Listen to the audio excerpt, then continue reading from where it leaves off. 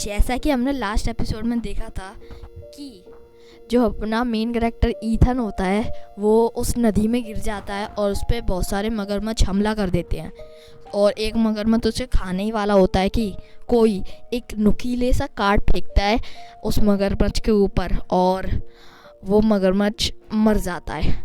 और तो हमें दिखाया जाता है, उसके आगे हमें दिखाया जाता है कि ईथन जो होता है वो अपने फादर के बीस्ट का इस्तेमाल करता है जो कि एक शार्क बीस्ट होता है और वो मिस्टीरियस मैन जिसने मास्क लगा रखा होता है और एक हैट लगा रखी होती है जिससे उसकी शक्ल बिल्कुल नहीं दिख रही होती है।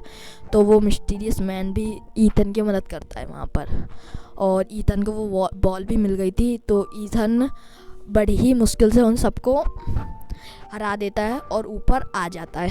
तो फिर वो मास्क मैन को धन्यवाद कहता है कि आपने मुझे बचा लिया, आपका बिल्कुल धन्यवाद। तो फिर मास्क मैन कुछ नहीं कहता और जाने लगता है। तो ईथन उससे पूछता है मुझे ये समुद्र के अंदर बॉल मिली। तो मास्क मैन उससे वो बॉल लेता है और देखता है, गौर से देखने पे उसे पता चलता है ये एक स्पिरिट बॉल है।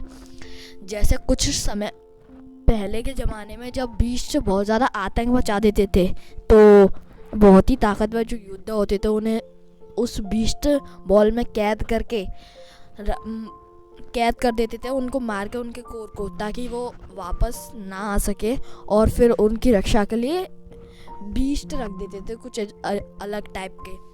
तो फिर ऐसे ही इसको पानी में रख दिया था और 4 मगरमच्छ को इसकी सेफ्टी के लिए रखा था और धीरे धीरे करके बहुत सालों बीत गए और वो मगरमच्छ की संख्या बढ़ती गई और इतनी सारी पहुंच गई थी। इससे हमें ये पता चलता है। फिर ईथन उसको देख के काफ़ी खुश हो जाता है क्योंकि उसको स्कूल में एडमिशन लेने के लिए एक बीस्ट की ज़रूरत थी या वो उस बॉल के बीस्ट को एब्जॉर्ब कर सकता था। वो बॉल का बीस्ट था स्नो लेवल का एपॉम बीस्ट जो कि बहुत ही ज़्यादा ताकतवर था। तो जो कि जिसका लेवल 60 था। तो ईथन उस बॉल को लेके जाता है और अपने घर जाता है, ग्रैंडफादर के हाउस जाता है और वहाँ पर कल्टीवेशन करता रहता है 4 घंटे तक लगातार इसीलिए कल्टीवेशन करता है, उसको एब्जॉर्ब करने में टाइम लग जाता है। और अब यहाँ पर रात के 2 बज चुके होते हैं। तो ईथन कल्टीवेशन करके जगता है, फिर वो कुछ सोचता है और सो जाता है। फिर हमें सुबह का सीन दिखाया जाता है जब ईथन स्कूल जा रहा होता है क्योंकि स्कूल में एडमिशन के लिए सबसे पहले उसे एक टेस्ट देना होगा। और फिर हमें दिखाया जाता है उस मिस्टीरियस मैन की तरफ। वो सोच रहा होता है वो शार्क के बीच इस लड़के के पास कैसे आया, ये ईथन तो नहीं, वो शार्क के बीच इस लड़के के पास आना नहीं चाहिए था, पता नहीं कहाँ से आया। और यही सोचता है। फिर हमें ईथन की तरफ सीन दिखाया जाता है। ईथन उस स्कूल में एडमिशन लेने जाता है। वहाँ पर काफ़ी सारे बच्चे पहले से ही आए होते हैं, उनमें से कुछ के पास वुल्फ बीस्ट, कुछ के पास मगरमच्छ का बीस्ट, कुछ के पास काफ़ी बीस्ट होते हैं। और ईथन ने इतने सारे मगरमच्छ को मारा था और मिस्टीरियस मैन ने उससे मदद की थी इतने सारे बीस्ट को मारने में। तो जो उसके कोर निकले थे ना सारे मगरमच्छ बीस्ट के, तो उन कोरों को ईथन ने अपने अनलिमिटेड डायमेंशन वाले कड़े में रख लिया था और वो कोर अभी भी उसके पास है।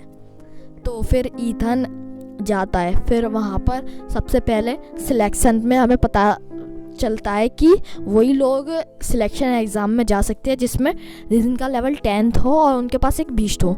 ईथन का लेवल भी 10th था और उसके पास एक बीस्ट भी था। तो ईथन आराम से सिलेक्ट हो जाता है।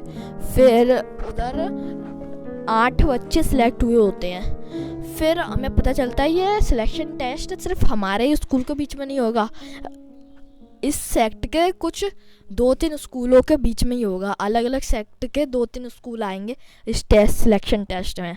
और सिलेक्शन टेस्ट में तुम्हारा मकसद है कि तुम्हें एक केव से, जिसमें एक बहुत ही डेंजरस ड्रैगन रहता है, वहाँ से एक ब्लैक लोटस को लेकर आना होता है। और उस ब्लैक लोटस को जो सबसे पहले लेकर आएगा वही सिलेक्ट हो जाता है टेस्ट में।